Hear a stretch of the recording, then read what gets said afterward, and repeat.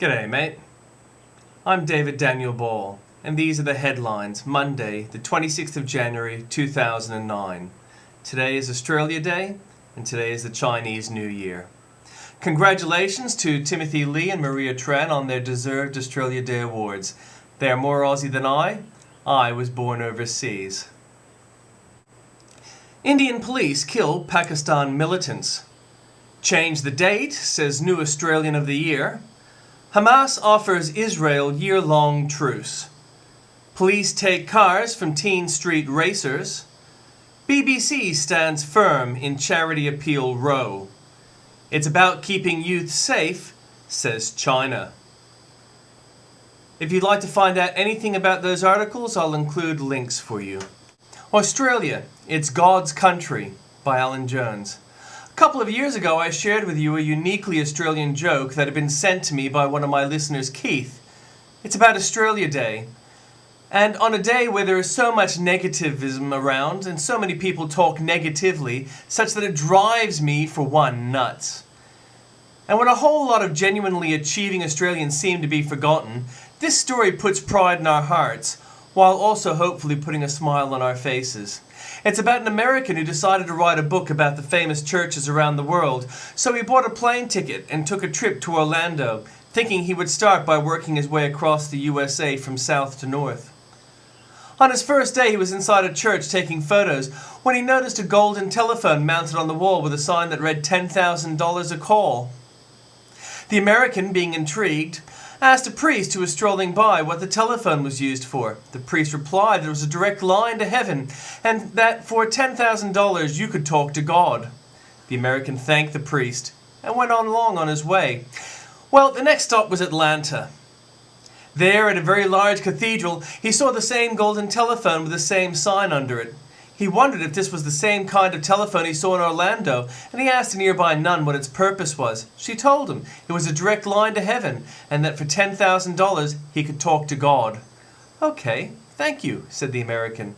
He then traveled to Indianapolis, Washington, D.C., Philadelphia, Boston, New York. In every church he saw the same golden telephone with the same $10,000 per call sign under it. The American, upon leaving Vermont, decided to travel to Australia to see if Australians had the same golden telephone. But this time the sign under it read 40 cents a call. The American was surprised. So surprised he asked a priest about the sign. "Father, I've traveled all over America and I've seen the same golden telephone in many churches, but in the US the price was $10,000 a call." The priest smiled and answered, "You're in Australia now, son. It's a local call." From Andrew Bolt, crying over Australia.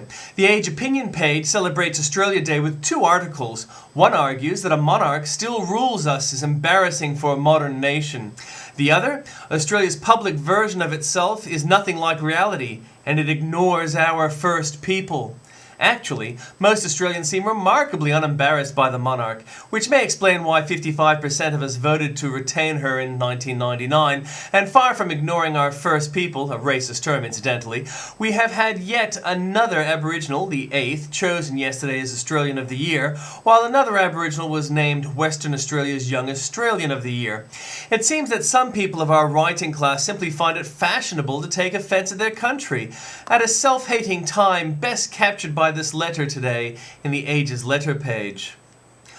"I feel deep sorrow and anger when I stroll along the urbanized banks of the Yarra or drive along the Great Ocean Road, smeared with tarmac and spattered with houses muscling in on sacred land, with ignorance, satisfaction, and pride. What an unimaginable loss for the first owners of this land. On Australia Day, which celebrates the landing of the first fleet in Botany Bay, I will be mourning the beginning of a genocide, the wiping out of culture, and the destruction of nature." That was the letter. Snow, now in the desert. Snow falls in the United Arab Republic. Snow covered the Jebel Jals area for only the second time in recorded history yesterday. So rare was the event that one lifelong resident said that the local dialect had no word for it. Not proof of global cooling, of course, but imagine what conclusions the media would draw from a failure of snow to fall somewhere for only the second time in recorded history. Myths made and rewarded. Mick Dodson is named Australian of the Year by a government stack committee, apparently for his ability to make things seem as they are not. For instance, Dodson, co-chair of Reconciliation Australia, is hailed as a man of reconciliation, yet he immediately plunges into another fight. Within minutes of accepting the Australian of the Year award yesterday, the Indigenous leader, Mick Dodson, told the Rudd government it needed to move the date of Australia Day because January 26 represented a day of mourning for many of his people. The Prime Minister, Kevin Rudd, immediately ruled out changing Australia Day's date, which he called an inclusive day celebrating the identity and achievements of all Australians. Another Dodson talent is to make himself seem a living symbol of the invaded and not the invader.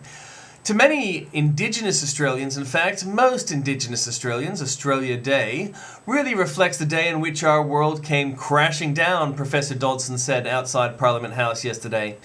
Our world? In fact, Dodson's father was of Irish-Australian background. Then there's this. The first Aboriginal admitted as a lawyer in Victoria from 1988 to 1990, he was also counsel assisting the Royal Commission into Aboriginal deaths in custody. Dodson's commission was an exercise based on a myth it reinforced, that Aboriginal prisoners were more likely to die in jail than mere white ones. In fact, as the inquiry's criminology unit complained, the hostility of commission staff towards the work of the criminology unit reached a climax only a few months after the work started, when it became clear that the research showed that the Aboriginal persons in either police or prison custody were no more likely to die than were non-Aboriginal people. This general finding was interpreted by some significant elements of the staff as undermining the very foundations of the Royal Commission. To even hint that such a conclusion was possible was seen as disloyal, misguided, and obviously wrong. And Dodson has also had a hand in spreading another myth that made our history seem shamefully other than what it was. Professor Dodson was one of the authors of the controversial 1997 Bringing Them Home report on the stolen generations. But as we know, no one, including Dodson himself, can name even 10 children stolen, just because they were Aboriginal and not because they seemed to need help. But there is one important thing that Dodson does not make seem other than it is. At least he himself does not claim to be stolen. Born to an Aboriginal mother and an Irish-Australian father in Katherine, Northern Territory, and orphaned at 10, he escaped the affront of what later helped dub the stolen generations when he and his older brother Pat were granted an education by the missionaries of the Sacred Heart at Monivea College in faraway Hamilton, Western Victoria. Oddly enough, though, being sent away for an education is precisely what led Peter Gunner to claim he was stolen in the first generation's test case to be heard in federal court. How Gaza was spun. Report after report during the fighting in Gaza stressed how Israel was carelessly killing civilians, and so many of them. But reports by largely left-leaning journalists from an area controlled by a terrorist group that could make life very nasty for them and their contacts cannot lightly be trusted.